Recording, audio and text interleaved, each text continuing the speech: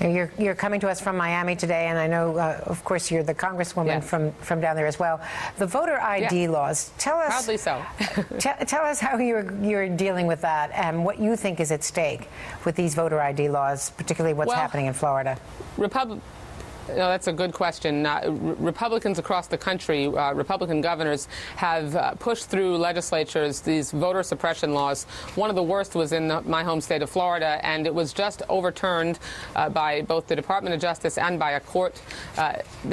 Rick Scott, the governor here, and the Republican legislature actually had such egregious voter registration rules that the League of Women Voters had to stop registering voters after 70 years of doing it, because if they didn't turn in a voter registration form within 48 hours, it was up to a $1,000 fine. The rules that they put in place to so greatly hampered making sure that voters had access to the polls that they shrunk the number of days that were available for early voting from 14 days to 8 days.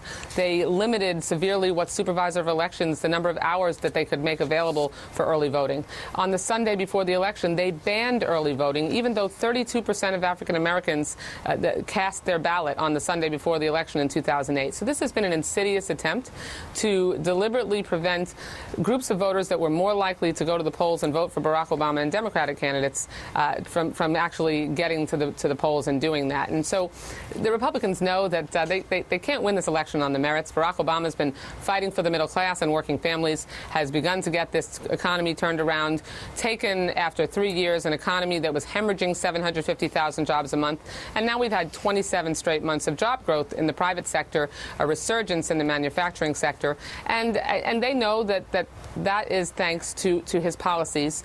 Even Governor Bob McDonnell from Virginia, a Republican star, acknowledged over the weekend that the reason that we began to get things turned around, the reason for his state's lower unemployment rate, is because of Barack Obama's policies, because he infused that money from the Recovery Act and ensured that we could keep first responders and teachers on the job, ensure that states had an opportunity to balance their budgets when they would have been bleeding financially. So Reince Priebus is, doing his job as the head of the party.